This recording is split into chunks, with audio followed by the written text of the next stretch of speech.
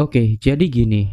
Kalau di Indonesia kita mesti hati-hati kalau mau ngomongin soal komunisme atau Marxisme, maka jika kalian pergi ke Spanyol, jangan coba-coba buat bercandain peristiwa bom yang membuat sebuah mobil Perdana Menteri terbang sampai 20 meter alias kurang lebih 5 lantai pada tahun 1973.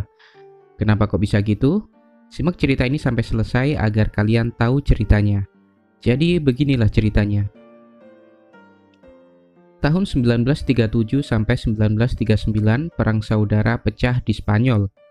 Perang ini adalah peperangan antara orang-orang yang mendukung Spanyol dalam bentuk republik dan orang-orang yang anti terhadap Republik Kedua Spanyol. Apa itu Republik Kedua Spanyol? Republik Kedua Spanyol adalah Spanyol dalam bentuk republik yang kedua dalam sejarahnya. Spanyol yang awalnya adalah kerajaan berubah menjadi republik dan dipimpin oleh presiden pada tahun 1873. Ini adalah Republik Spanyol pertama. Lalu pada 1874 Spanyol kembali lagi menjadi kerajaan atau monarki. Nah, pada tahun 1931 Spanyol kembali lagi menjadi bentuk republik yang dipimpin oleh presiden, dan inilah Republik Kedua itu. Namun sayangnya Republik Kedua Spanyol tidak bertahan lama juga. Hanya 5 tahun saja, militer, agamawan, dan kaum bangsawan di Spanyol melakukan pemberontakan dan upaya kudeta yang harus berakhir pada Perang Saudara. Orang-orang yang mendukung Spanyol dalam bentuk republik atau biasa dikenal sebagai republikan harus bertempur dengan para nasionalis yang tidak menghendaki Republik Kedua Spanyol. Akhir dari Perang Saudara itu, para republikan kalah dan harus merelakan Spanyol berubah bentuk pemerintahan. Namun bukannya berubah kemana, Spanyol akhirnya menjadi negara fasis yang dipimpin oleh seorang diktator bernama Francisco Franco Bahamonde. Banyak yang bilang kalau Perang Saudara Spanyol ini adalah gladi bersih sebelum Perang Dunia Kedua.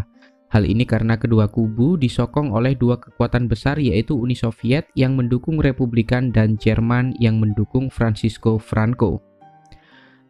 Kekuasaan Francisco Franco bertahan 35 tahun hingga 1973. Pada masa kekuasaannya ini, Francisco Franco menggunakan tekanan kekuatan militer untuk menyingkirkan lawan politiknya. Spanyol berada di bawah pemerintahan yang ketat dan otoriter selama masa-masa itu. Sama seperti sejarah-sejarah lainnya, pemerintahan yang otoriter lambat laun akan melahirkan perlawanan yang militan juga. Sejak berakhirnya Perang Dunia Kedua, protes-protes yang menentang pemerintahan Franco semakin banyak. Salah satunya adalah ETA. ETA atau Euskadi Taaskatasuna adalah salah satu kelompok masyarakat yang menentang pemerintahan Franco. ETA pada awalnya adalah komunitas atau organisasi yang didirikan oleh orang-orang terpelajar untuk menentang pemerintahan Franco yang menghilangkan bahasa dan budaya Basque. Namun lama-kelamaan ETA semakin keras dan radikal dalam menentang Franco. Gerakan mereka perlahan berubah menjadi gerakan separatis dan teror. Menjelang awal tahun 70-an, ETA mulai melakukan aksi nyata dengan serangan terhadap orang-orang yang dianggap sebagai antek-antek Franco. Francisco Franco yang pada waktu itu sudah mulai tua dipaksa harus berpikir untuk menghadapi gerakan-gerakan seperti ini. Pada tahun 1973, Francisco Franco memisahkan kekuasaan antara kepala pemerintahan dengan kepala negara. Franco yang awalnya memegang kedua kekuasaan itu akhirnya menunjuk seseorang yang dipercayainya sebagai kepala pemerintahan alias Perdana Menteri.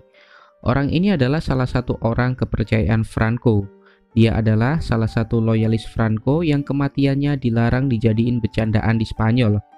Bukan, hal ini bukan karena Spanyol anti dark joke soal kematian. Perkenalkan Luis Carrero Blanco. Luis Carrero Blanco adalah mantan militer angkatan laut yang menjadi salah satu orang penting dalam pemerintahan Francisco Franco. Sejak tahun 40-an, dia sudah diangkat menjadi sekretaris presiden untuk mendampingi Franco. Pada tahun 1973, dia diangkat sebagai kepala pemerintahan Spanyol. Namun pemerintahannya tidak berjalan lama. Hanya sekitar 6 bulan Carrero Blanco menjadi Perdana Menteri, dia harus mengakhiri tugasnya karena terbang setinggi 20 meter di dalam mobil. Bagaimana mobil Blanco bisa terbang setinggi itu? Jawabannya adalah ETA. Ya, ETA yang sempat kita bahas tadi merencanakan sesuatu pada Blanco. Rencana ETA ini disebut Operasi Ogre. Karena ETA ini adalah kelompok yang sangat keras menentang pemerintahan, maka Francisco Franco pun akhirnya memburu mereka sebagai musuh negara. Beberapa anggota kelompok ETA ditangkap dan ada yang tewas akibat tekanan balik pemerintah. Oleh karena itu, ETA berencana melakukan sesuatu yang bisa membalas itu semua. Carrero Blanco yang merupakan tokoh fasis dari pemerintahan Franco waktu itu dianggap sebagai tulang punggung pemerintahan di tengah kondisi Francisco Franco sendiri yang mulai lemah. Beberapa anggota kelompok ETA menyiapkan peledakan bahkan beberapa bulan sebelumnya. Mereka mengetahui bahwa Perdana Menteri Carrero Blanco selalu pergi ke gereja setiap hari Minggu pagi. Oleh karena itu, mereka berencana melakukan peledakan pada hari itu. Beberapa bulan sebelum peledakan, ETA menggali terowongan bawah tanah di Jalan Claudio Coelho, sebuah kawasan elit di kota Madrid. Anggota ETA yang menyiapkan terowongan itu ada yang mengaku sebagai tukang listrik dan juga pematung untuk mengelabuhi kecurigaan orang-orang.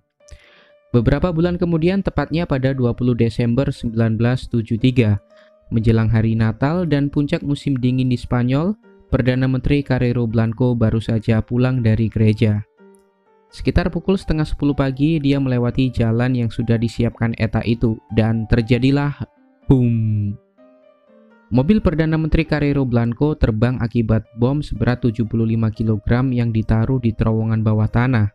Mobil itu terbang setinggi 20 meter dan akhirnya mendarat di lantai 2 sebuah bangunan. 2 orang yang berada semobil dengan Blanco tewas seketika. Blanco sendiri sempat dilarikan ke rumah sakit namun nyawanya tidak tertolong. Akibat pembunuhan ini, pemerintahan Francisco Franco terpukul. Ini adalah salah satu serangan besar yang pernah diterima pemerintahan fasis Franco dari ETA. Setelah itu, ETA dianggap sebagai kelompok teroris dan diburu bukan hanya oleh Spanyol namun juga oleh Uni Eropa. Nasib pelaku pembunuh Blanco pun bermacam-macam. Beberapa dari mereka ada yang melarikan diri dan mengasingkan diri.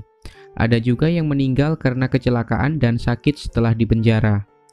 Peristiwa ini pun mengundang berbagai tanggapan dari publik pada waktu itu. Meskipun pemerintahan fasis Francisco Franco tidak begitu disukai karena otoriter dan represif, namun tindakan teror disayangkan sebagai bentuk perlawanan. Hal ini ditakutkan hanya akan membuat pemerintahan yang otoriter semakin keras dalam mengekang masyarakat. ETA sendiri pada akhirnya membubarkan diri pada tahun 2017 setelah masih melakukan serangkaian serangan teror pasca peristiwa itu. Namun sel-sel ETA yang ingin membebaskan Basque dari Spanyol diyakini masih hidup hingga kini. Nah, jika kalian akan pergi ke Spanyol suatu saat nanti, pastikan kalian tidak membuat hal ini sebagai bahan bercandaan. Karena kematian Luis Carrero Blanco adalah salah satu peristiwa teror besar dalam sejarah Spanyol. Pada tahun 2017 lalu, seorang wanita berusia 21 tahun harus berurusan dengan polisi Spanyol akibat menulis di Twitternya tentang peristiwa ini sebagai bercandaan. Nah, itulah tentang mobil terbang Luis Carrero Blanco yang menjadi salah satu peristiwa teror di Spanyol. Terima kasih telah menonton dan pastikan kalian subscribe agar tidak ketinggalan hal-hal unik dan menarik di dunia. Terima kasih dan sampai jumpa.